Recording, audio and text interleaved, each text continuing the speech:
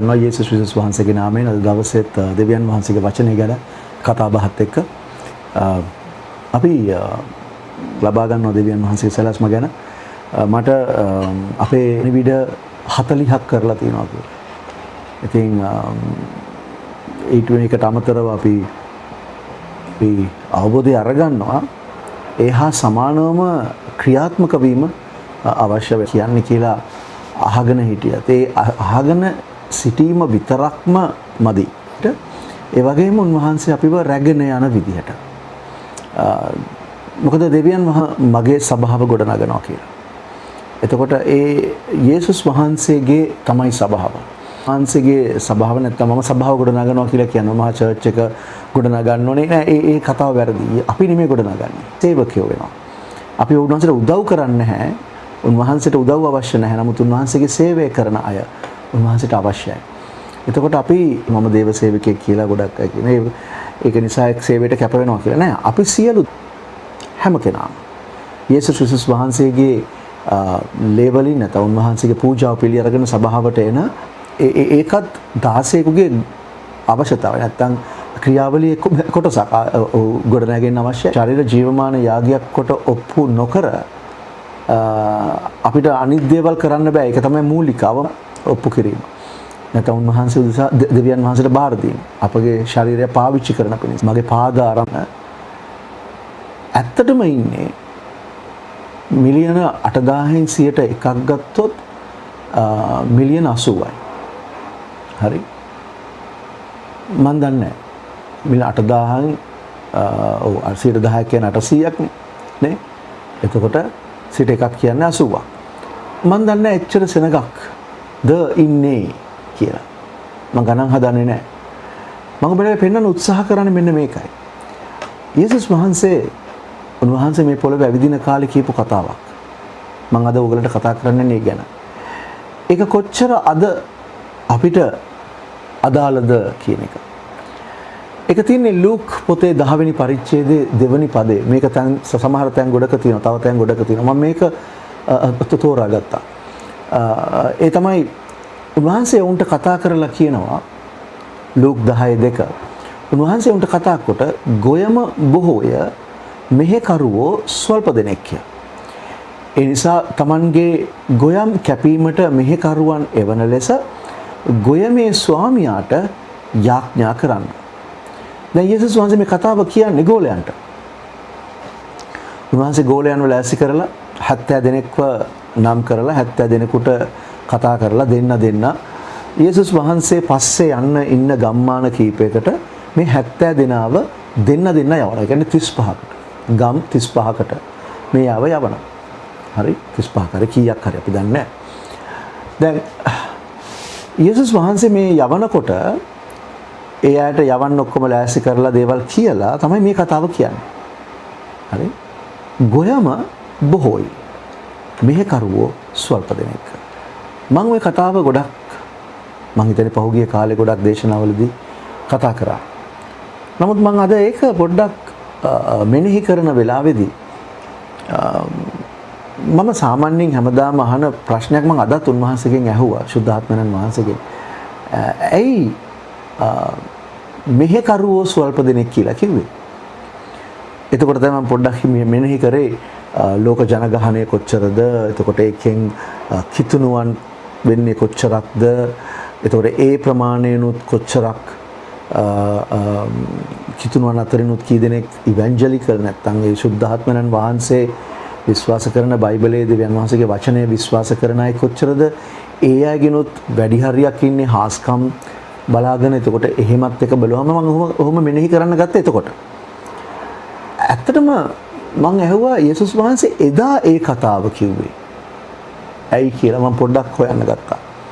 වර්තමානයේ චුට්ටක් මම තියලා අතීතේ නැත්නම් යේසුස් වහන්සේ මේ පොළොවේ ඇවිද්ද කාලේ මේ කතාව කියනකොට එතකොට යේසුස් වහන්සේ ඇයි එහෙම දෙයක් කිව්වේ කියලා මම ඒක වටහා ගන්න මම පොඩ්ඩක් ආපස්සට ගියා උතන ඉඳලා. ඒ කියන්නේ ලූක් 10 ওই කතාව කියන්න පාදක වෙච්ච දේවල් පසුබිම මම පොඩ්ඩක් අරගන්න මම පොඩ්ඩක් ආපස්සට බලන්න ගත්තා.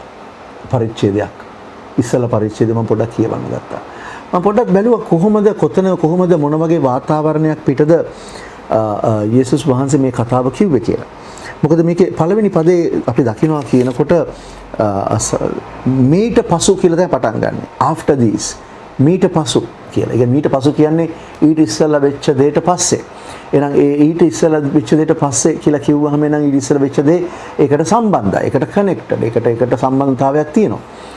එතකොට ඒ සම්බන්ධතාවය මොකක්ද කියලා මම ආපස්සට ගිහලා පොඩ්ඩක් බැලුවේ. ඒ බලනකොට මට දැනුණා යමක්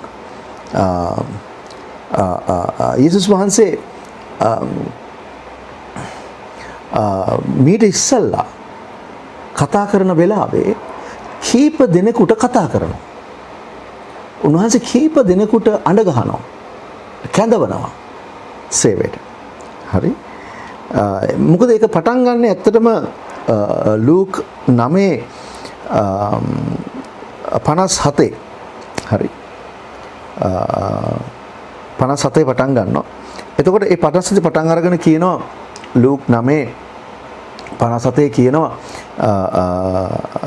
කතා කරලා ඔවුන් ගමන් කරන විට එසේ ගමන් කරන විට ලූක් 9:57 වෙනි පදය හරි ඔවුන් එසේ ගමන් කරන කල්හි එකිනෙක ඇවිල්ලා කිව්වා ස්වාමීනි මං ඔබ වහන්සේ අනුව යන්න එනවා කියලා. I will follow you. මං ඔබ වහන්සේ අනුව යන්න එනවා. දැන් මම පොඩ්ඩක් කියන්න. ක්‍රිස්තුස් වහන්සේ අනුව යන කෙනා තමයි ක්‍රිස්තියානි කෙනා. ක්‍රිස්තියානි කියලා කියන්නේ ඒකයි. ක්‍රිස්තුස් වහන්සේ අනුව යන කෙනා. ක්‍රිස්තුස් වහන්සේ අනුව යන කෙනා. ක්‍රිස්තියානි. එතකොට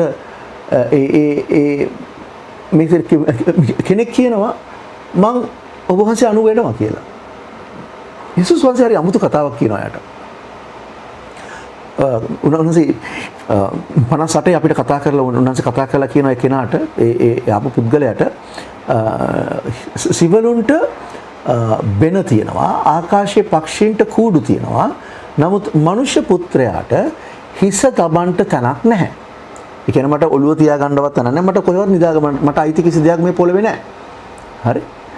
එහෙම කියව එකෙන් අදහස් කරන්නේ මේ ඔයා එන්න හදනවා මගේ අනුව මගේ පස්සෙන් එන්න හදනවා මගේ ගෝලෙක් වගේ. හැබැයි ඒක දුෂ්කරයි. ඒකේ සැප සම්පත් නැහැ. ඒකේ මේ ලෝකේ අවශ්‍ය කාරණා මූලික කාරණයක්වත් නැහැ. ඔබ දන්නවද එක්සත් ජාතීන්ගේ සංවිධානයේ සහ ලෝකයේ ගොඩක් රටවල් කියලා තියෙනවා මානව හිමිකම් එකත් එක්ක ඔක්කොම කියලා තියෙනවා. මිනිස්යන්ගේ තියෙන මූලික අයිතිවාසිකම් වලින් මූලිකම අයිතිවාසිකම් එකක් වලින් එකක් තමයි හිසට නැත්නම් වාසස්ථානයක් ඉන්න තැනක්.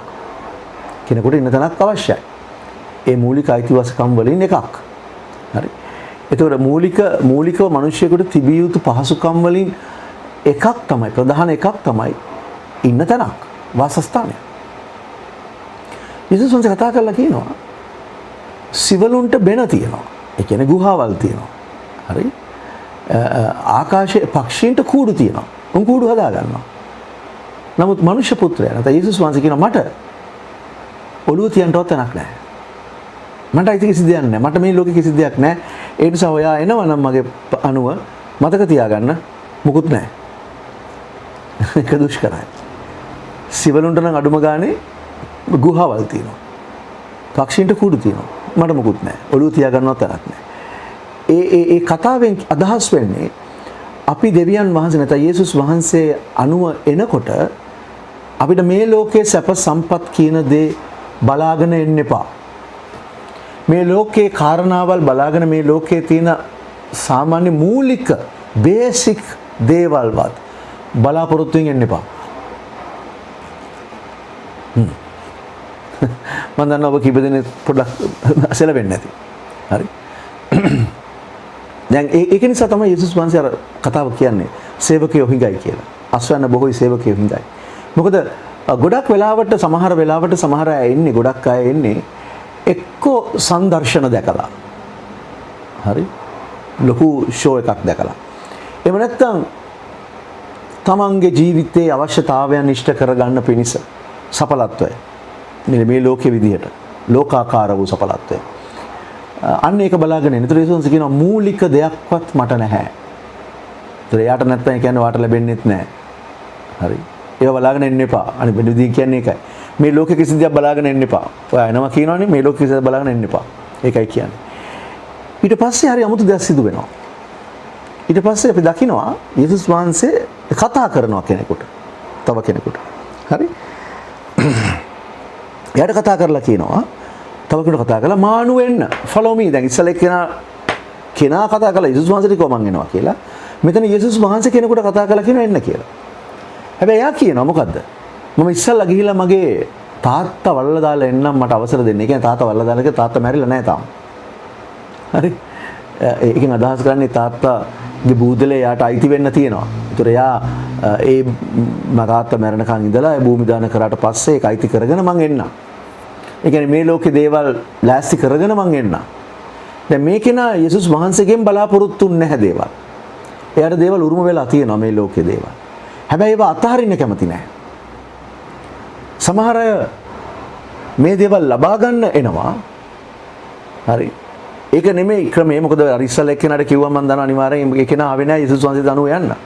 එයා හිතන්නේ ආපෝ මට ඔළුවක් තියාගන්න තරක් නැතුවත් මට හරි අප්සෙට් එක මම මේ ආවේ මට යමක් හොයාගන්න මට යමක් මගේ ජීවිතේ යමක් ලබා ගන්න මගේ ජීවිතේ සාර්ථක කරගන්න මං ආයේ මෙතනට අවිල්ලා වැඩක් නැහැ කියලා ඒ මනුස්සයා යන්න ඇති. ආවේ මොකටද සංදර්ශනෙට. ඒකට හේතුව තමයි ඊට ඉස්සල්ලා ගොඩක් දේවල් සිදු වුණා. මං පොඩ්ඩක් ඒක මේ පස්සේ පෙන්නන්නම් ඔයගලන්ට. මේකට ඉස්සල්ලා වෙච්ච දේවල්. දැන් ඒ සංදර්ශනේ දැකලා තමයි ආකර්ෂණය වුනේ. මේක නියමයි. මේ ඇයට හොඳට සැපට ඇති. මේ ඇයට ගොඩක් සලකනවා ඇති. මිනිස්සු ගොඩක් මේවා කරනවා ඇති. මොකද මම දැන් කියන්නම් කමන්නේ මේවා කරන්න. මොකද මේ ඉස්සලා අපි දැක්කා ඊට ඉස්සලා පරිච්ඡේදය. තමයි මේ පරිච්ඡේදයේ මුල හරි අපි දකිනවා යේසුස් වහන්සේ කණ්ඩ දෙනවා. හරි? ගොඩක් කට්ටියකට. හරි? එතකොට මේ හාස්කම් දැක්කා. ඒ හාස්කම් දැකලා තමයි මේගොල්ලෝ ආවේ. හරි. එතකොට ඒගොල්ලෝ හිතන්නේ නැති මේ ගොඩක් දේවල් මේගොල්ලන්ට ලැබෙනවා. මේගොල්ලන්ට තියෙනවා. අදත් අපිට කියනවනේ ගොඩක් නේද? පිටරටින් සල්ලි එනවා. ගොඩක් සල්ලි තියෙන මිනිස්සු ඒගොල්ලන්ට ආධාර එනවා, අරව එනවා, මේව එනවා කියලා ඔහොම කියන කතා තියෙනවනේ. සුරංගනා කතා. හරි. මවාගත්ත දේවල්. හරි. ඒක නිසා ගොඩක් අය හිතනවා මේ මෙතනට අවිලා සේවය කරාම සල්ලි ගොඩක් හම්බ වෙනවා. නැත්නම් යාට ඒගොල්ලන්ගේ ජීවිතය සෙට් කරගන්න පුළුවන් කියලා. හරි. ඒක නිසා බලාපොරොත්තු වෙනවා යේසුස් කියන මට ඔළුවක් තියාගෙන තනන්නේ නැහැ කියලා. හරි. කිව්වම එයා යනවා. ඒ කෙනා ආවේ බලාපොරොත්තු වෙන ලැබෙන්න තුනම ආවේ නැහැ. දැන් මේ කෙනාට යේසුස් වහන්සේ කතා කරනවා. කතා කරාම එයා කියනවා එයා ඉල්ලන්නේ නැහැ එයා යේසුස් වහන්සේගෙන් බලාපොරොත්තු වෙන්නේ නැහැ මුකුත්. එයා කියන්නේ යාට එන්න ඕනේ. කතා කරාම එයා බෑ කියන්නේ නැහැ. එයා කියන්නේ මං එන්නම්. මට එන්න ඕනේ. හරි. හැබැයි මට ඉස්සෙල්ලා වැඩක් කරන්න තියෙනවා. මොකද මේ ජීවිතේ දේවල් ටිකක් සෙට් කරගන්න තියෙනවා. මගේ අවශ්‍යතාවයන් ඔක්කොම තියෙනවා. මට ඉඩමක් එන්න තියෙනවා. ඒ දේවල් තියෙනවා. මම ඒ ටික හරිදලා ඉවර වෙලා මම ඒව ලෑස්ති කරලා ඔක්කොම ගාන්ට සෙට් කරගෙන මම එන්නම්. ඒතකොට යාගේ අවධානය කොහෙද තියෙන්නේ? අර එයාට ලැබෙන්න තියෙන තාත්තගෙන් ලැබෙන්න තියෙන වස්තුව. හරි. හරි. ඒක අතාරින්න කැමති නැහැ. ඒක අතාරින්න කැමති නැහැ. මොකද යේසුස් වහන්සේ කිව්වා යමෙක් මානු වෙනවා නම් සියලු දේ අතහැරලා එන්න. කොච්චර මොනවද අතාරින්න කිව්වේ? වස්තුව මේ ඉඩකඩම් ඒවා විතරක් නෙමෙයි. තමන්ගේ මව, පියා, සහෝදරයා, සහෝදරිය, භාර්යාව සියලු දෙනා ද්වේෂ කරන්න කියලා කිව්වා. නැත්නම් ඒ කෙනාට වඩා මට ආදරය කරන්න කියලා කිව්වා. හරි? තම කම නසා කියලා කිව්වා. එතකොට ඒවා අතහරින්න අකමැති වුණාම ඒගොල්ලෝ එන්නේ එක්ස්කියුසස් දෙනවා. නිදහසට කාරණාවල් දෙනවා. දැන් මේ කෙනා හිම කෙනෙක්. උන්වහන්සේ කතා කරා. මෙයා කියනවා මං ගිහිල්ලා ඒ දේවල් ලෑස්ති කරලා ඉවරලා එන්නම් කියලා. ඊට උන්වහන්සේ උත්තර දීලා කියනවා මොකක්ද දන්නවද? මැරිච්ච අය වලලපුවාවේ. නුඹ පොඩක් ඉන්න. මේක කියනවා නුඹ ගොස් දේව රාජ්‍ය ප්‍රකාශ කරන්න. preach the kingdom. මැරිච්ච අය වලලපුවාවේ. මලා වූ අය මලවුන් තන්පත් කරත්වා. නුඹ ගොස් දෙවියන් වහන්සේගේ රාජ්‍ය ප්‍රකාශ කරන්නයි ඔහුට කීසේක. ඊට පස්සේ තව කෙනෙකුට කතා කරනවා යේසුස් වහන්සේ. බලන්න මේ එක දිගට මේ එක ළඟ කතා කරා නෙමෙයි මේ ලූක් මේක ලියනවා එක ළඟ වෙච්ච දේවල්. තවත් කෙනෙකුට කතා කරලා අඬ ගැහුවාම එයා දෙන නිදහසට කාරණේ මොකද? ස්වාමීනි ඔබ අනු වෙනවා. නමුත් මං ගිහිල්ලා ගෙදර ඉන්න අයගෙන් අවසර අරන් එන්න. ඒගොල්ලන්ගේ පර්මිෂන් එක මම අරන් එන්න.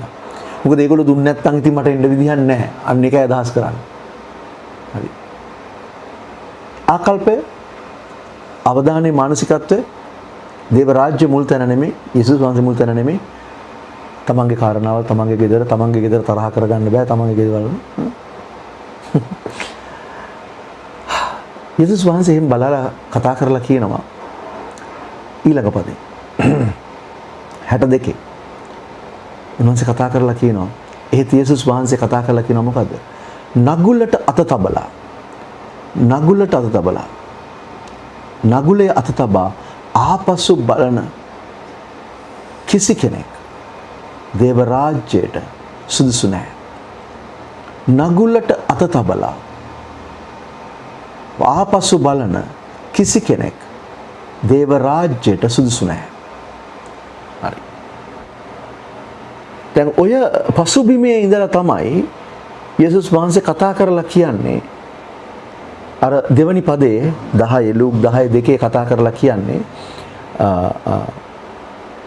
අස්වැන්න බොහෝයි සේවකයෝ අඩුයි කියලා. අස්වැන්න බොහෝයි සේවකයෝ අඩුයි. මිනිස්සු ඉන්නවා. අදත් සභාවේ ගොඩක් අය ඉන්නවා. ගොඩක් අය ආසාවෙන් ඉන්නවා සේවය කරන්න. ගොඩක් අය මටම ඇවිල්ලා කියලා තියෙනවා සේවය කරන්න. මට ඕනේ මොකක්ද? මට ඕනේ සේවය කරන්න. හැබැයි කැපවීම කරන්න. ඒ දේව රාජ්‍ය වෙනුවෙන් කැපවීම කරන්න ගොඩක් අය කැමති නැහැ. ගොඩක් අයට වෙලාව නැහැ. මට සමහර වෙලාවට අවිල්ලා කිව්වම සේවය කරන්න ඕනේ, මේවා කරන්න ඕනේ කියලා මොකක් හරි කිව්වහම අයියෝ මට එදාට වැඩක් තියෙනවා. අයියෝ මට එදාට මෙහිම යන්න තියෙනවා. ඒක වෙන දවසකට කරන්න බැරිද ඔයාට? මං අහවල් දවසේ යන්නද? මට මොකද ඒ වෙලාවේ අර වැඩක්ම දාගත්ත වැඩක් තියෙනවා.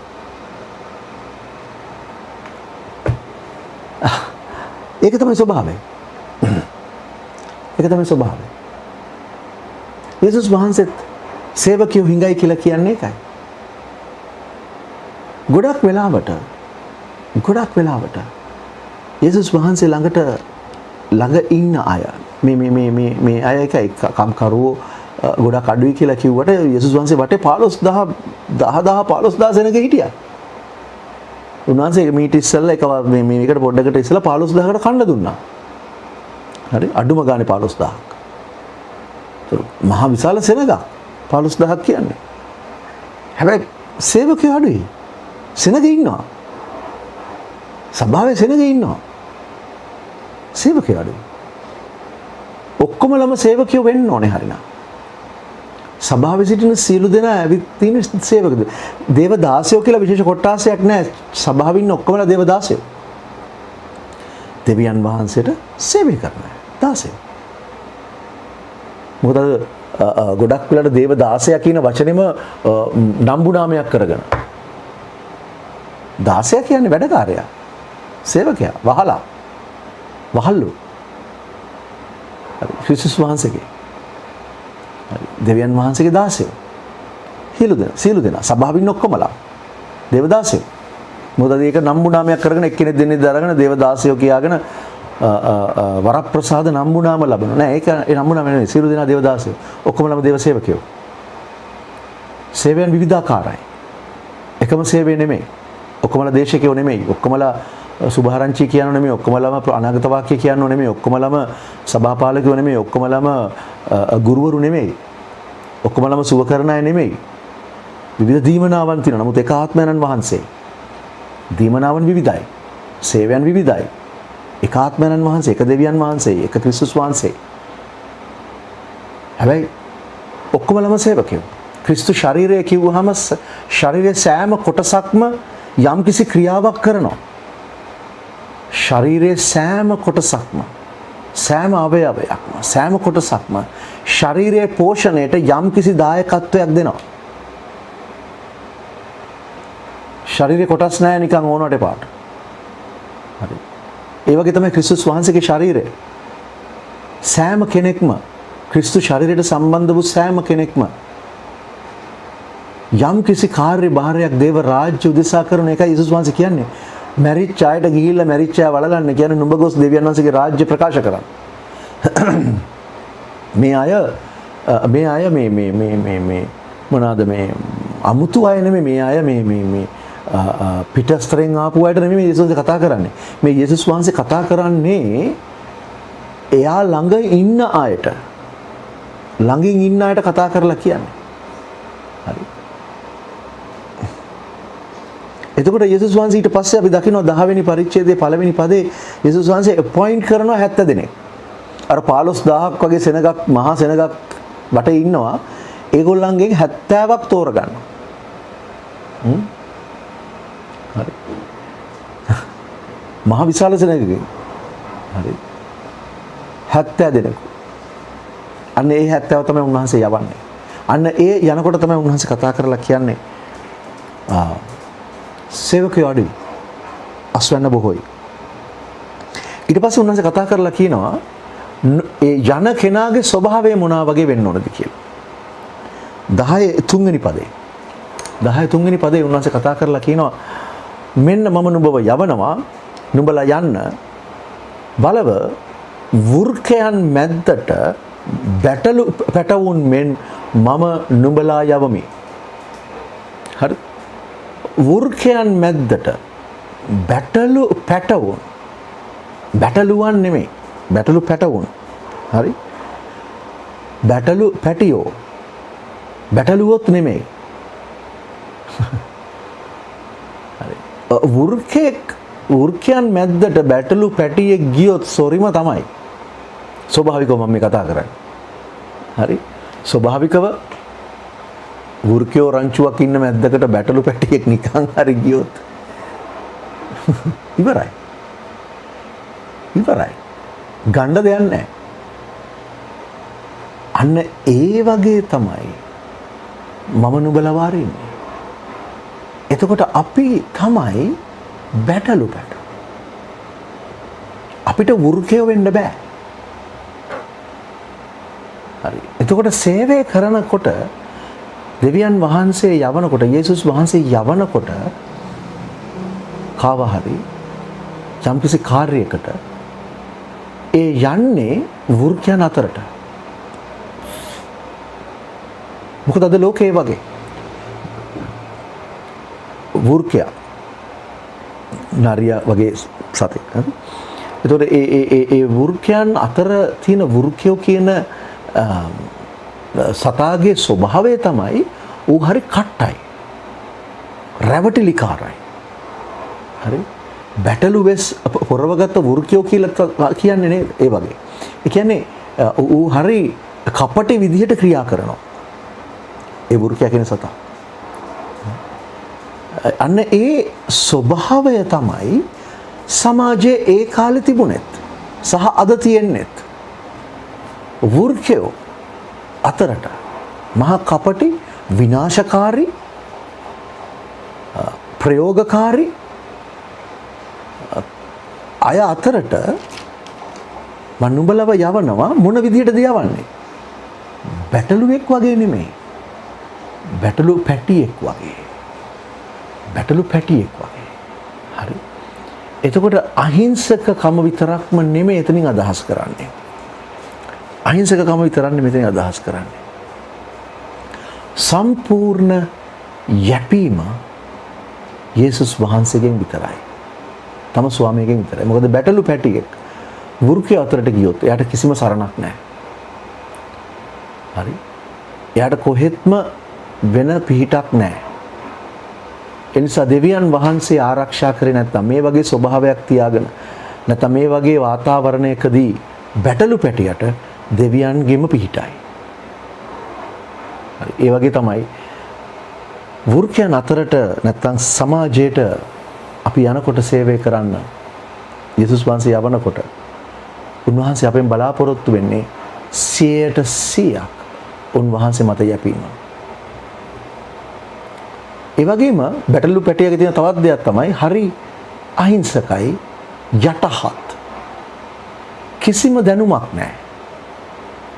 කිසිම බුද්ධිය මම කතා කරන්නේ නැහැ. බුද්ධිමතුන් නෙමෙයි. මුකුත් නොදන්න.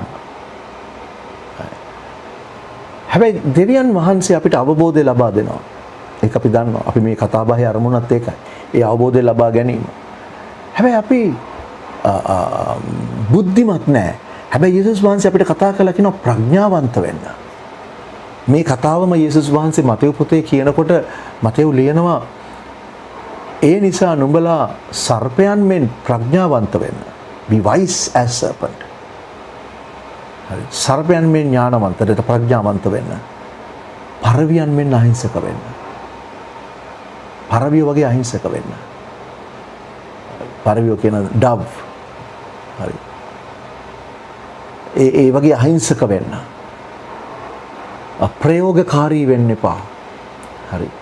ඒ සර්පයා කියන සතාට ප්‍රඥාවන්තයි කියලා කියන හේතුව තමයි ඔබ දන්නවද දන්නේ සර්පයා සාමාන්‍යයෙන් කැලයක් අස්සේ ඉඳලා හරි ගුලක් අස්සේ ඉඳලා හරි ඌ එළියට උට ඇස්පෙන්නේ නැහැ.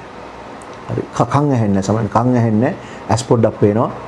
එච්චර දර්ශන පතේ නැත්නම් ඇස් එච්චර හොඳ නැහැ. හැබැයි ඌට හොඳ සෙන්ස් එකක් තියෙනවා. නැත්නම් දැනීමක් තියෙනවා. ස්පර්ශය දැනීමක්. ඌ සෙන්ස් එක අරගන්නේ දිවෙන්. ඔබට දැකලා සර්පයා දිව එළියට දානවා ගොඩක් වෙලාවට. ඒ දිව එළියට දාලා මොකද කරන්නේ? දිවෙන් අරගන්නවා සෙන්ස් එකක්. නැත්තම් මොකද ඒකට කියන්නේ කවුද එතන ඉන්නේ වටේ ඉන්න ස්වභාවය රස්නේද හුලංද ඔක්කොම අන්න ඒකෙන් ඌ අරගන්නවා ඌගේ මේ සෙන්ස් එක ඌගේ ස්මෙල් එක ඌගේ දිවෙන් තමයි ඌ අරගන්නේ. හරි. අන්න ඒකයි අපිට ප්‍රඥාවන්ත වෙන්න කියන්නේ සර්පයා. නිකන් අර ආතබූත කඩාගෙන දුවන්න එපා සේවය කරනකොට. හරි. මට හිතුණා හැඟුණා ඒ ගියා මෙහෙ ගියා ඒව කියලා නෑ. එහෙම එකක් නෑ. සර්පය වගේ ප්‍රඥාවන්ත වෙන්න. හැබැයි පරවිය වගේ අහිංසක වෙන්න. යටත් වෙන්න. මේක යේසුස් වහන්සේ කියන්න තව හේතුවක් තිබුණා. මේ කතාව කියන්න කලින් එක සිදුවීමක් වෙනවා. මම ඇත්තටම ඕනුනේ මට ඒ සිදුවීම පෙන්වන්න මේ ගෝලෙන්. මේ යේසුස් වහන්සේ ඇත්තටම මේ කතා කරලා මේ කියන මේ සේවය සම්බන්ධව සහ මේ දේවල් කතා කරලා කියන්නේ ගෝලයන්ව පුහුණු කරනවා. 12 දෙනාව ට්‍රේන් කරා යේසුස් වහන්සේ අවුරුදු 3මාරක් තිස්සේ. අවුරුදු 3මාරක් තිස්සේ යේසුස් වහන්සේගේ මිෂන් එක වුණේ හාස්කම් කළා, ඉගැන්නුව ඔක්කොම කරා, සෙනගට කතා කරා, ඒ දේවල් කරා ඔක්කොම ඇත්ත. නමුත් යේසුස් වහන්සේගේ ප්‍රධාන අරමුණ නැත්නම් ටාගට් එක වුණේ උන්වහන්සේගේ විශේෂිත වූ අසයින්මන්ට් එක වුණේ මිෂන් එක වුණේ මේ 12 දෙනාව ගොඩනගන එක. 12 දෙනා එක්කෙනෙක් පාර දෙනවා කියලා දන්නවා. නමුත් ඒ අයව ගොඩනගන්න, ට්‍රේනින් එකක් දෙන්න, පුහුණුවක් දෙන්න, සන්නද්ධ කරන්න. ඒතර ඇත්තටම මේ 12 දෙනාට තමයි මේ කතා කරේ ගොඩක් දේවල්. අනිත් අය අහගෙන හිටිය, අනිත් අයත් කිව්වා. නමුත් ප්‍රධාන කොට කතා කරේ ඒගොල්ලන්ට. ඒ 12 දෙනාව ට්‍රේන් කරනකොට අපි පොඩ්ඩක් ආපස්සට ගියොත් ලූක් 9 වෙනි පරිච්ඡේදයේ සිදුවීම් දෙකක් ගැන මම පෙන්නනවා. යේසුස් වහන්සේ සිදුවීම් ඒ දෙක අපිට අධ්‍යයනය කරොත් අපිට තේරෙනවා ඇයි යේසුස් වහන්සේ කිව්වේ ගෝලයන්ට සේවකයෝ හිඟයි කියලා. නැත්නම් සේවකයාගේ ස්වභාවය මොන වගේද වෙන්න ඕනේ. මේ වෘක්කයන් අතරට බැටළුවන් වගේ යවනවා කියලා කියන්න යේසුස් වහන්සේට හේතු වුණේ මොන කාරණයක්ද? ඒකේ බෑග්ග්‍රවුන්ඩ් එක චුට්ටකයි බලන්න යනවා. ලූක් 9 අපි බලමු 28 ඉඳලා. ලූක් 9 28 අපි බලමු.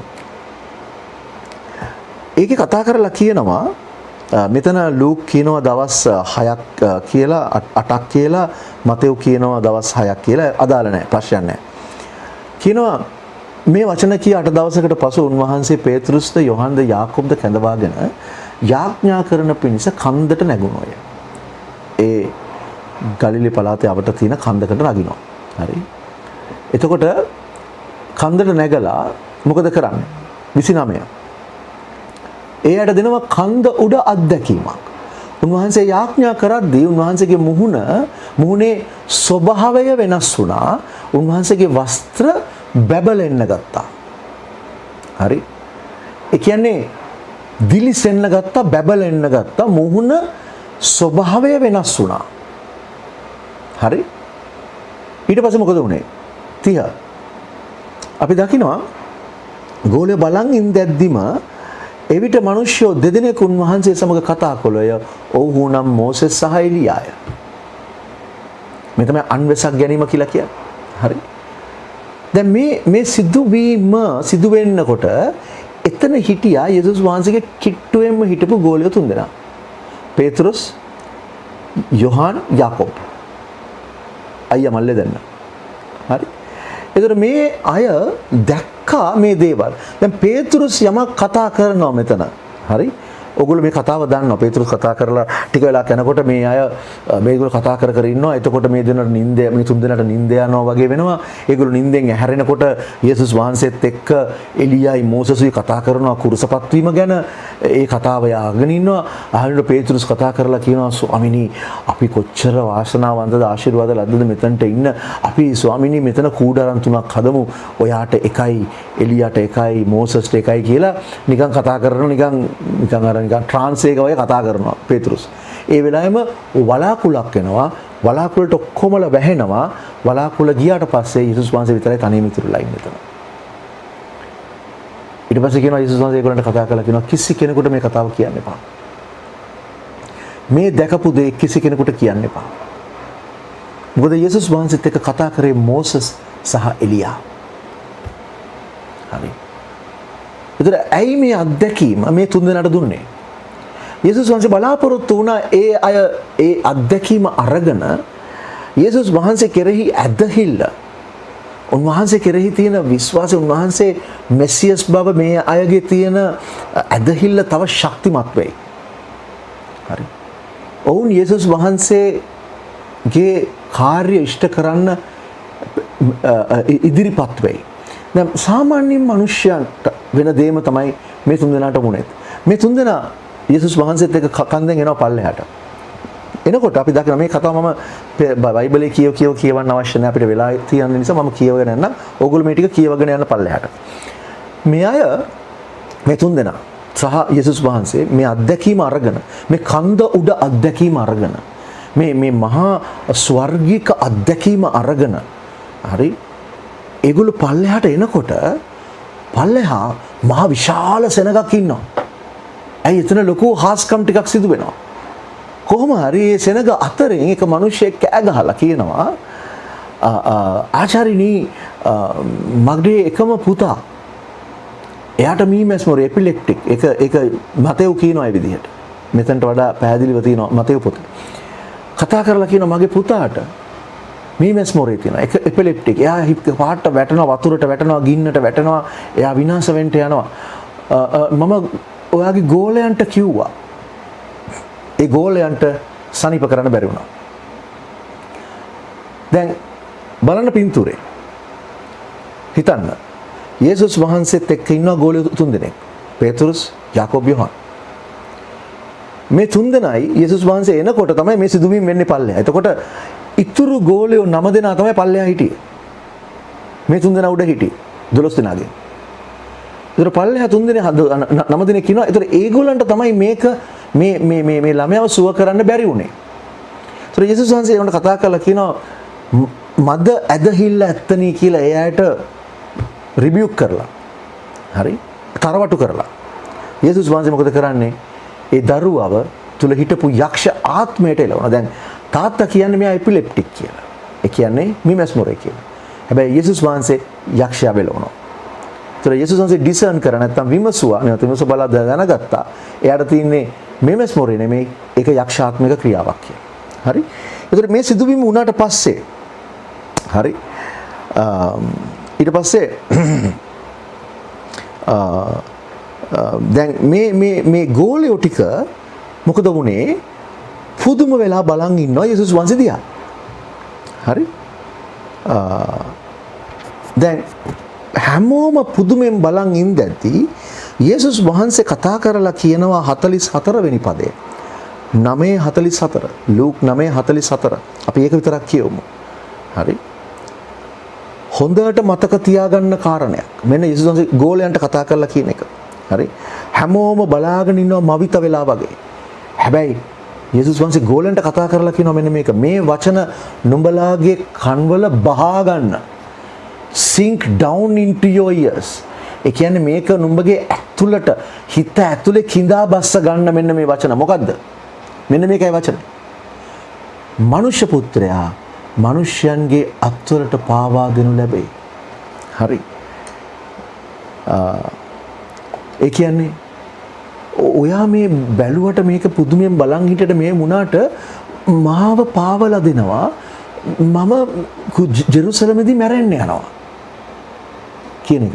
ඒක හොඳට ඔයගොල්ලන්ගේ සිත්වල බහා ගන්න. ඒක ඇතුළට කිඳා බස ගන්න.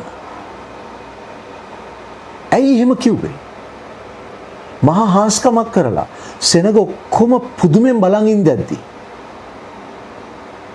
යේසුස් වහන්සේ දිහා නිකන් මහා ආශ්චර්යයක් කරපු කෙනෙක් වගේ දිහා බලන් ඉඳද්දි යේසුස් ගෝලන්ට කතා කරලා කියනවා මේක හොඳට මතක තියාගන්න.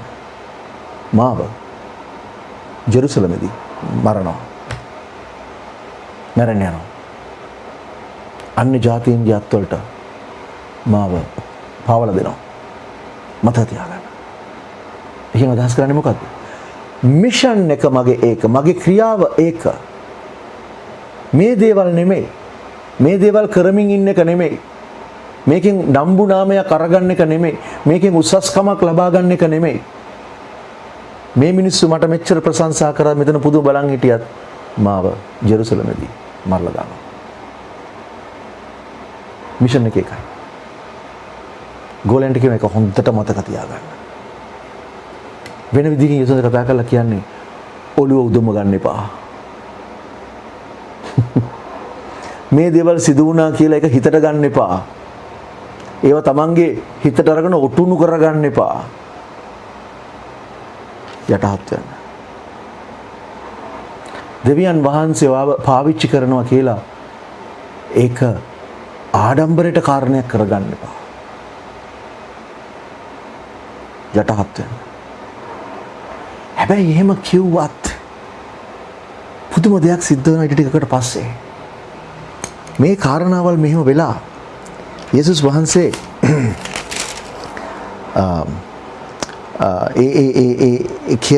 වැඩි වෙලාවක් කියන්නේ නැහැ. වැඩි වෙලාවක් කියන්නේ නැහැ. 46 වෙනි පදේ. වැඩි වෙලාවක් කියන්නේ නැහැ. හරි. ඒගොල්ලන්ට තේරුන්නේ නැහැ මේකේ. බයිබලේ කියනවා ඒගොල්ලන්ට තේරුන්නේ නැහැ කියලා. 46 වෙනි පදේ. මෙන්න විවාදයක් ඇති වෙනවා ගෝලයෝ අතර. මොකද්ද විවාදේ? තමුන් අතරින් වඩා උතුම් කෙනා කවුද කියලා විවාදයක් හටගත්තා. දැන් මම පොඩ්ඩක් කල්පනා කරා එකපාරට මේක විවාදයක් ඇති වෙන්න මොකද්ද හේතු වෙන්න ඇත්තේ කියලා. පස්සේ මේ ඉස්සරහට එක කියවුවම මට තේරුණා ඇත්තටම විවාදේ හටගන්නේ නැති මෙන්න මේ විදිහට. අර තුන්දෙනෙක් යේසුස් වහන්සේත් එක්ක ස්වර්ගික අත්දැකීමක් අරගෙන පල්ලෙහාට බැස්සා. බැස්ස වෙලාවේ පල්ලෙහා ඉන්න අයට වැඩක් කරගන්න බැරුව ලෙඩක් සුව කරගන්න බැරුව කෙනෙක්ව සුව කරගන්න බැරුව ඉඳදී යේසුස් වහන්සේ එයාට රිබියුක් කරනවා. එයාට තරවටු කරනවා. හරි. කරලා යේසුස් වහන්සේ සුව කරනවා. සුව කරාම යේසුස් වහන්සේ කතා කරලා කියනවා හොඳට කන් ඇතුළට දාගන්න මේක කියලා කිව්වත් බයිබලයේ ඊළඟ පදේ කියනවා ඒක ඒගොල්ලන්ට තේරුන්නේ නැහැ කියලා. ඒ මොහොතේම ගෝලයෝ අතර වාදයක් ඇති වෙනවා. කවුද උතුම් කියලා. මං හිතනවා මේ වෙලාවේදී විශේෂයෙන්ම යොහන් සහ යාකෝබ් අනිත් අයට කියන්නේ නැති මොකද්ද ඕගොල්ලන්ට මේකවත් කරගන්න බැරිද අපි වගේ කියලා අන්න එයාව ඒගොල්ලන් උසස් කරගන්න නැති. මොකද ඒ දෙන්නනේ ගියේ යේසුස් වහන්සේත් එක්ක කන්ද උඩට. ඒගොල්ලෝ අත්දැක්කනේ එලියා මෝසස් දැක්කනේ. ඒගොල්ලෝ දැන් හිතන් ඉන්නවා ඒගොල්ලෝ ටිකක් උසස් අය කියලා. ඒ නිසා ඒගොල්ලෝ උසස් වෙන මොකද අපි දකින්නවානේ යාකෝබ් සහ යොහන්ගේ අම්මා ඇවිල්ලා සහ දෙන්න ඉල්ලනවනේ යේසුස් වහන්සේගේ දකුණු පැත්තේ වම් අතේ දෙපැත්තේ හිටගන්න. යේසුස් වහන්සේ සිංහාසනේ ඉන්නකොට දෙපැත්තේ ඉන්න දෙන්න ඒ දෙන්න කරගන්න කියලා. යේසුස් වහන්සේ කියනවා දකුණේ ඉන්න එක වමේ දෙන්න එක මට දයිති නෑ දෙන්න එක පියාණන් වහන්සේ නියම කරලා තියෙනවා කියලා. මේ දෙන්න දැනක් මේ දෙන්න හිතුවා ඒ දෙන්න උසස් කියලා. පේතෘස්ගේ මතයක් තියෙන්නේ නැතුව ඒක මොකද පේතෘස් ගැන සඳහන් වෙන්නේ නැහැ. ඒගොල්ලන්ගේ ආකල්පය අර යේසුස් වහන්සේ ඒගොල්ලන් මරන් ගිය නිසා ඒගොල්ලන් හිතුවා අනිත් අයට වඩා එයා උසස් කියලා. ඒ නිසායි වාදය ඇති වෙන්න ඇත්තේ. හරි. ඒතර යේසුස් වහන්සේ හොඳ උත්තරයක් දෙනවා ගෝලයන්ට. ළමයෙක්ව අරගෙන කතා කරලා කියනවා නුඹලා අතරින් කවුරු හරි උසස් වෙන්න කැමති නම් මේ ළමයා වගේ වෙන්න. කුඩා ළමයෙක් වගේ වෙන්න. හරි. ඒ කාලේ ළමයින්ව එච්චර ගණන් ගත්තේ නැහැ. ළමයින් කියන දේවල් ගණන් ගන්න නැහැ කවුරුත්. ඒ සමාජයේ. අවුරුදු 2000කට ඉස්සෙල්ලා. ඒ නිසා මේ ළමෙක් වගේ වෙන්න. අන්න එහෙම වෙන කෙනා තමයි නුඹලා අතරේ උසස්ම කෙනා. විශ්වාස කතා කරලා කියනවා. බලන්න මේගොල්ලන්ගේ ආකල්පය. සේවකයෝ තමයි. මේ ගෝලයෝ තමයි. හැබැයි ඒගොල්ලන්ගේ ආකල්පය මොන වගේද? අන්න ඒක තමයි යේසුස් වහන්සේට සිද්ධ වුණේ කියන්න. සේවකයෝ හිඟයි. අස්වැන්න බොහෝයි. මිනිස්සු ඉන්නවා. කැමති අයත් ඉන්නවා. හැබැයි හරියට දෙවියන් වහන්සේ වෙනුවෙන් කැප වෙන අය අඩුයි. සේවකයෙක් කියලා අදහස් කරේ ඒකයි. සේවකයා කියන කෙනාගේ ලක්ෂණය තමයි බැටළුවෙක් වගේ අහිංසක වෙන්න ඕනේ. පරවියෙක් වගේ අහිංසක වෙන්න ඕනේ. යටහත්කම, අහිංසකකම, මෘදුකම ලක්ෂණයක්. යටහත්කම නැතුව සේවය කරන්න බෑ. කීකරුකම නැතුව සේවය කරන්න බෑ. ඔයාට ඕන විදිහට සේවය කරන්න බෑ. කියන වෙලාවට යන්න ලෑස්ති වෙන්න ඕනේ. කියන දේ කරන්න ලෑස්ති වෙන්න ඕනේ. අන්‍යයා තමයි සේවකයා. ඒක ඇවිල්ලා හිතේ ආකල්පය. තමන් කියන කෙනා උසස් කියලා හිතන කෙනාට සේවය කරන්න බෑ. මම කතා කරන මේ සේවය කිව්වම වරදොල තේරුම් ගන්න මම ආපහු මේක රිපීට් කරනවා. මේ සේවය කියන්නේ මේ සුළු පිරිසක් නෙමෙයි, සභාවේ ඉන්න සුළු පිරිසක් නෙමෙයි. මොකද වර්තමාන සභාව හිතන් ඉන්නේ එහෙමයි. ප්‍රේක්ෂකයෝ ගොඩක් ඉන්නවා, සේවකයෝ කීප දෙනෙක් ඉන්නවා. නෑ. මුළු සභාවම සේවකයෝ. සභාවේ ඉන්න සියලු දෙනා සේවකයෝ. ඒ හැමෝම මූලික ආත්මික සේවය කළ යුතුයි. ඒ අයගේ ශරීර ජීවමාන යාගයක් කොට ඔප්පු කරලා මූලික සේවය, අවම සේවය, ආත්මික සේවය කළ යුතු වෙනවා. හරි. දැන් මේ කතාව මෙතනින් ඉවර නෑ. තව සිදුවීමක් වෙනවා. මම ආපස්සට බැලුවා කියලා සිදුවීම් ටික. බැලුවම තමයි මට තේරුනේ මේ ගොඩක් දේවල්. විශේෂයෙන්ම යාකෝබ් යොහාන් ගැන. යොහාන් සහ යාකෝබ්. මම පස්සේ දකිනවා යොහාන්ගේ ජීවිතේ පරිවර්තනය කොච්චරද කියලා. අපි දන්නවා ඒක. නමුත් මේ යොහාන් ඊට ඉස්සෙල්ලා ගෝලයක් වෙලා ඉන්න කාලේ, යේසුස් වහන්සේ ඉන්න කාලේ. බලන්න යොහාන්ගේ යාකෝබ්ගේ හැටි. 51 වෙනි පදය. හරි. 9:51. යේසුස් වහන්සේගේ සිත නැත්තම් උන්වහන්සේගේ ඇස්, උන්වහන්සේගේ අරමුණ තිබුණේ ජෙරුසලමට යන්න. හරි. අපි දකින උන්වහන්සේ ජෙරුසලමට යන දවස්වල, ඒ කියන්නේ නැත්නම් උන්වහන්සේ ඔසවා ගන්නු ලබන දවස් ආසන්න. ඒ කියන්නේ ජෙරුසලමට ගිහිල්ලා මැරෙන දවස් ඔසවනු ලබන. ඒ කියන්නේ කුරුසේ යන ගහන දවස ලං වෙනකොට උන්වහන්සේ ජෙරුසලමට යන පිරිස සිරිලසින් Tamanගේ මුහුණ යොමු කොට එයාගේ ඉස්සරහා දූතයන් ඇරිලා නැත්නම් සෙනග වැරියා. හරිද? ගෝලයන් ඇරියා. ඊළඟ පදේ 52. ඒක කියනවා ඔව්හු ගොස් උන්වහන්සේට උවමනාදිය පිළිල කරන වෙන සමාරිවරුන්ගේ ගමකට ඇතුල් වූය. සමාරිවරුන් ඉන්න ගමකට ගියා. හරි? එක ගම සමාරිවරුන්ට ගම් ගොඩක් තියෙනවා. මේක ගමක් සමාරිවරුන් ඉන්න එක ගමක්. එතනට ගියා. මෙතන සිදුවීමක් වෙනවා. මොකද සිදුවීම? ඊළඟ පදේ. ඊළඟ පදේ කියනවා උන්වහන්සේ ජෙරුසලම දෙසම බලාගෙන යන්නක් මෙන් පෙනුණු නිසා ඒ සමාරිතේ සෙනග උන්වහන්සේව පිළිගත්තේ නැහැ. ඒ අය කිව්වා මේ ගමට එන්න එපා. මේ ගමට එන්න එපා. ඔයගොල්ලෝ මේ ගමට එන්න එපා. වෙල්කම් නැහැ. දැන් අපිට සමහර වෙලාවට කියනවා සමහර අය මේ පැත්ත පළාතේ එන්න එපා. මේ ගම් වලට එන්න එපා. හරි. මේ යේසුස් වහන්සේලාත් කිව්වා එන්න එපා කියලා. එතකොට බලන්න ගෝලියෝ දෙන්නගේ ප්‍රතිචාරය මොකක්ද කියලා. ඊළඟ පදේ 54. උන්වහන්සේගේ ගෝලයෝ වූ යාකෝබ්ද යොහාන්ද මෙන්න මේ අයියා මල්ලි. හරි. ඒ දැක මොකක්ද දැක්කේ? සමාරිතේ සෙනග ඒගොල්ලන්ට එන්න එපා කියලා නිකන් එන්න එපා කියලා කියනව නෙමෙයි, බැනලා මොනා හරි කරලා දොස් තබලා එන්න එපා කියලා කියනවා. යාකෝබ්ට යොහන්ට කේන්ති යනවා. හරි. අපිට මේම කරන්න දන්නවද අපි කවුද කියලා? අන්න ඒ වගේ ආකල්පේ. හරි. දන්නවද අපි කවුද කියලා? හරි.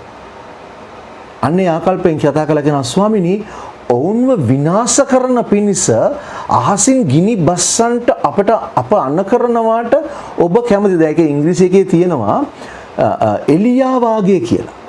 just as Elijah did. එලියා කරා වගේ අපි අහසෙන් ගිනි බස්සනවට ඔයා කැමතිද කියලා අහනවා. දැන් එලියා මතක් වෙන්න ඇත්තේ ඒගොල්ලෝ අර අද්දකීම අරගත්තනේ කන්ද උඩ. යාකෝබ් යොහන් දෙන්නම පේතෘස් එක්ක. ඒගොල්ලෝ දැක්කනේ එලියාව. මෝසෙස්යි එලියයි යේසුස් වහන්සේත් එක්ක කතා කර කර ඉන්නවා දැක්කනේ. හරි. එතකොට එලියානේ ගින්දර ගෙනාවේ පහලට.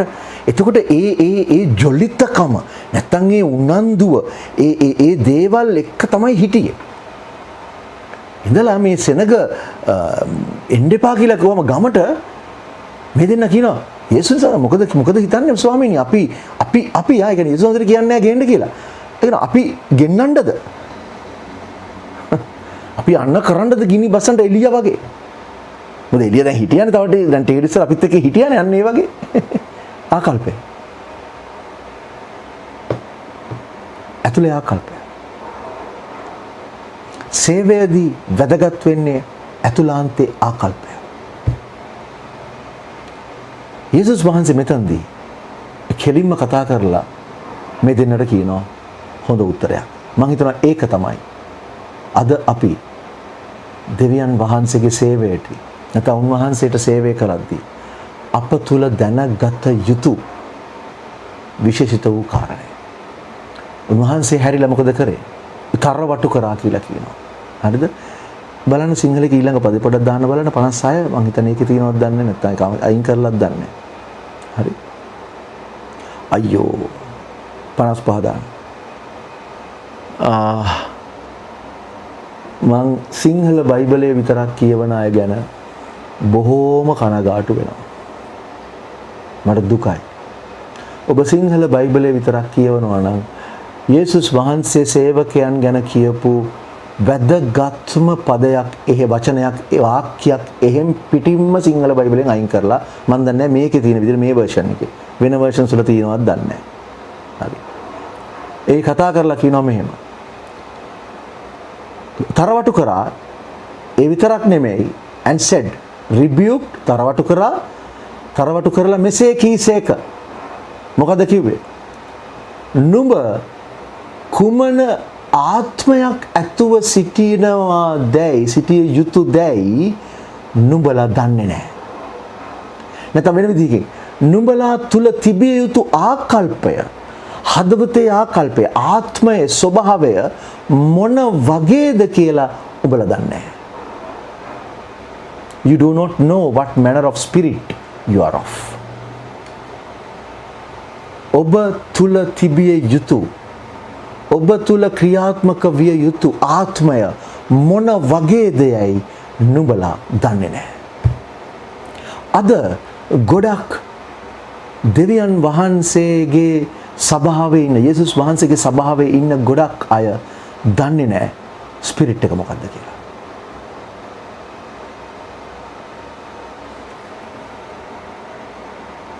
හරි. උන්වහන්සේ කතා කරලා කියනවා නුඹලා දන්නේ නැහැ. මම ඉංග්‍රීසි බයිබලෙම කියවන්න. හරි.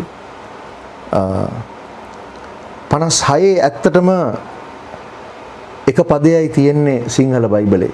56 වෙනි පදේ. පොඩ්ඩක් දාන්න පුත බලන්න මේ 56. ඒකේ තියෙන එක ලයින් එකයි. ඔහු වෙන ගමකට ගියේ. වැරදි. ඕක විතරක් නෙමෙයි තව ගොඩක් දේවල් තියෙනවා. ඉතුරු ටිකත් යේසුස් වහන්සේ කතා කළා කියනවා. For the Son of Man did not come to destroy men's life but to save them.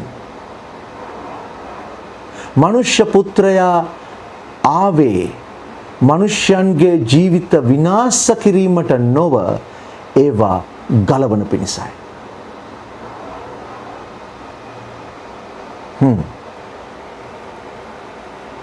ඒක මේ version එකේ නැහැ. මම දන්නේ නැහැ වෙන version වල තියෙනවද කියලා. සිංහල බයිබලේ. හරි. මනුෂ්‍ය පුත්‍රයා ආවේ මනුෂ්‍යයන්ගේ ජීවිත ගලවන පිණිසයි, විනාශ කරන පිණිස නෙමෙයි. මේක හරි වැදගත් අපි අවබෝධ කරගන්න එක. ඇයි දන්නවද? එහෙම නැත්නම් අපිත් අර යාකෝබ් යොහන් වගේ කවුරු හරි කෙනෙක් අපිට ප්‍රහාරයක් එල්ල කරනකොට අපි ඒ අයට සාප කරන්න, ඒ අයගේ ජීවිත විනාශ කරන්න, ඒ අයට දෙවියන් වහන්සේගේ මහා විනාශය ගේන්න කියලා අපි බලාපොරොත්තු වෙනවා. නමුත් යේසුස් වහන්සේගේ ආකල්පය, උන්වහන්සේගේ ආත්මය අපිට කියන්නේ ඒක නෙමෙයි. අපි තුල තිබිය යුතු ආත්මය, අපි තුල වාසය කරන ආත්මයන් වහන්සේගේ ආකල්පය, අදහස, අරමුණ ඒක නෙමෙයි. මොකද යේසුස් වහන්සේ ආවේ මිනිස්යන්ව විනාශ කරන්න නෙමෙයි, මිනිස්යන්ව ගලවන පිණිසයි. හැබැයි විනිශ්චය දවසක් ඉදිරියේදී එනවා. එදාට දෙවියන් වහන්සේ දඬුවම් කරයි. හැබැයි දැන් ඒක වෙන්නේ නැහැ. දැන් යේසුස් වහන්සේට ඕනේ මිනිස්සුયો හැරිලා එන එක දකින්න. මිනිස්යන්ගේ ජීවිත ගලවන්නයි යේසුස් වහන්සේට ඕනේ. ඒ නිසා මිනිස්යන්ගේ ජීවිත විනාශ කරන්න නෙමෙයි. මේකයි ආකල්පය. අන්න ඒක නිසා තමයි යේසුස් වහන්සේ පද කීපයකට පස්සේ අපි කියනවා අස්වැන්න ගොඩයි සේවකයෝ හිඟයි. අදත් උන්වහන්සේ සභාවට කියන්නේ ඒකයි. සභාව ඇතුලේ සෙනග ඉන්නවා මිලියන ගණන් හරි ඇති ලෝකේ. නමුත් උන්වහන්සේ අර යසායගෙන් ඇහුවාගේ අහනවා මං කාවද යවන්නේ? මං කාවද යවන්නේ? මං කාවද යවන්නේ? ඉතින් අපිව යවන්න අපි ඉන්න යවන්න මොකද්ද සුදුසුකම? පරිව්‍ය වගේ අහිංසක බැටළු පැටියෙක් වගේ වෘක්ෂයන් අතරට යන්න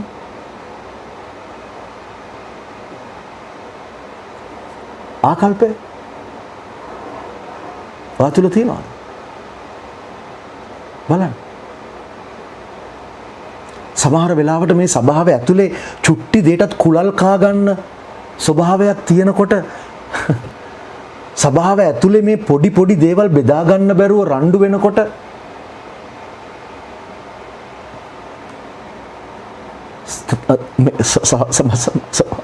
සභාව ඇතුලේ ඉන්න ඔයාගේම සහෝදරයා චුට්ටි වරදක් කරාම ඒකට සමාව නොදී ඒ ක්‍රියාව ගැන තිත්තකමක් ඇතුව ක්‍රියා කරනකොට ඔයා කොහොමද ලෝකෙට යන්නේ? ඔයාව කොහොමද යේසුස් වහන්සේ ලෝකෙට යවන්නේ? ඔයාව කොහොමද දෙවියන් වහන්සේ මිනිස්සු අතරට ගිහිල්ලා වෘක්ෂය අතරට අරින්නේ? මොකද ඔයත් වෘක්ෂයක් වගේ හැසිරෙනවා. ඔයා සභාව ඇතුලේ හැසිරෙන්නේ බැටළු පැටියෙක් වගේද? නැත්නම් බැටළු පැටියෙක් වගේ එළියෙන් පෙන්නගෙන ඇතුලෙන් ඩබල් ගේම් ගහනවද?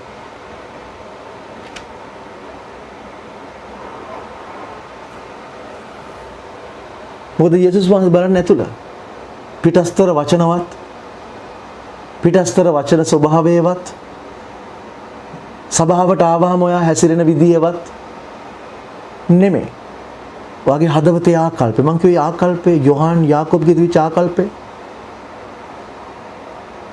උන්වහන්සේ බලන්නේ ඒක ආකල්පය. ඒකනේ යේසුස් කතා කරලා කිව්ව උඹලා දන්නේ නැහැ උඹලා මොන ආත්මයෙන් යුක්තද කියලා.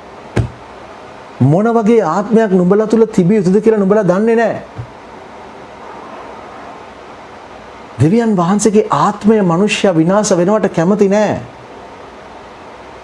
දෙවියන් වහන්සේ කැමති නැහැ කිසි කෙනෙක් විනාශ වෙනවා දකින්න. උන්වහන්සේ කැමති දුෂ්ටයා විනාශ වෙනවට උන්වහන්සේ කැමති නැහැ. උන්වහන්සේ ආශා කරන දේ තමයි දුෂ්ටයා හැරි ආපහු එන එක. ඒකයි දෙවියන් වහන්සේගේ හදවත. ඒතර දුෂ්ටයන් අතරට වෘක්ෂයන් අතරට ඔයා ගිහිල්ලා ඔයත් වෘක්ෂයක් වගේ හැසිරුණොත් යේසුස් වහන්සේගේ අරමුණු ඉෂ්ට වෙනවද? නැහැ. අන්න ඒකයි කිව්වේ අස්වැන්න බොහෝයි සේවකයෝ අඩුයි. මං කාවද යවන්නේ?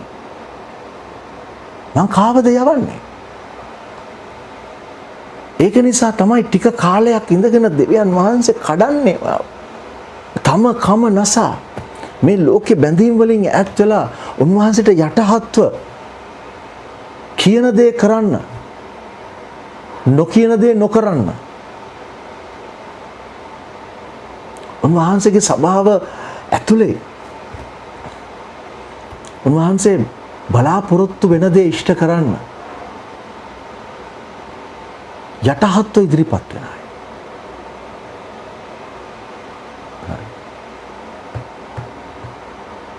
මම දන්නේ නැහැ සිංහල බයිබලයේ අනිත් බයිබල් වර්සස් වල මේ දෙක තියෙනවද කියලා.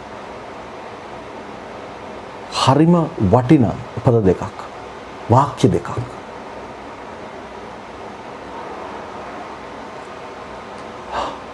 මනුෂ්‍ය පුත්‍රයා ආවේ මනුෂ්‍යයන් ගලවන්න මිසක් විනාශ කරන්න නෙමෙයි. ඒ නිසා උන්වහන්සේ යවන අය උන්වහන්සේ යවන්නේ බැටළු පැටියෙක්ගේ ආකල්ප සිතක් තියෙන. මොකද යේසුස් වහන්සේගේ සිත ඒ වගේ. අන්න ඒ බැටළු පැටියා වගේ ආකල්පයක් තියෙන උන්වහන්සේ යවනවා වෘකයන් අතරට. මනුෂ්‍යයන් ගලවන පිණිස. එනිසා හදවතේ අහිංසකකම, මෘදුකම, යටහත්කම, කීකරුකම හදවතේ ඇතුලේ ඒ දේ ඔබගේ තුල තියෙනවද කියලා ඔබ අද විමසන්න දෙවියන් වහන්සේ ඉදිරියේ අවංකව. ඒක හදාගත්තොත්, ඒක ඇති කරගත්තොත් යේසුස් වහන්සේ යවයි. මගේ ත්‍යාඥාව ඔබ තුල ඒක ඇති වෙන්න කියලා. අපි ආඥා කරමු. ස්වාමිනී, මෙන්න අපි ඔබ වහන්සේ ඉදිරියේ යටත් වෙනවා. ඔබ වහන්සේට සියලු දේ යටත් කරමින් අපි ඔබ වහන්සේ ඉදිරියේ හදවත් විවෘත කරනවා. ස්වාමිනී, මගේ අතුලාන්තයේ ස්වභාවය දන්නේ ඔබ වහන්සේ. සෑම කෙනෙකුගේම හදවතේ අතුලාන්තය දකින්නේ ඔබ වහන්සේ. ඒ නිසා නාසරයේ යේසුස් ක්‍රිස්තුස් වහන්සේගේ නාමයෙන් මෙන්න ස්වාමිනී, ඔබ වහන්සේගේ අස්වැන්නට සේවකයන් යවන පිණිස අපි යාඥා කරනවා. ස්වාමිනී, බැටළු පැටියන් වගේ කණ්ඩායමක් ගොඩනගන්න. මක් නිසාද? වෘකයන් අතරට යවන පිණිස. ස්වාමිනී, ඔබ වහන්සේගේ නාමය උසස් වෙන පිණිස. ඔබ වහන්සේ මත විතරක් යැපෙන සෙනග ඔබ වහන්සේ ගොඩනගන්න කියලා අපි යාඥා කරනවා. දැන් මෙන්න ඔබ වහන්සේගේ ශුද්ධ වූ දෑතට අප සියලු දෙනා බාර වෙනවා, කැප වෙනවා. නාසරත් යේසුස් ක්‍රිස්තුස් වහන්සේගේ නාමයෙන්. ආමෙන්. හොඳයි, දවසේ අපිත් එක්ක එකතු වුණු සියලු දෙනාට ස්තුතිවන්ත වෙනවා. අපි හෙටත් මේ වගේම කතා බහක් එක්ක ඔයගොල්ලොත් එක්ක එකතු වෙන්න බලාපොරොත්තු වෙනවා. එතකන් සියලු දෙනාට ජෙසුස් පිටයි.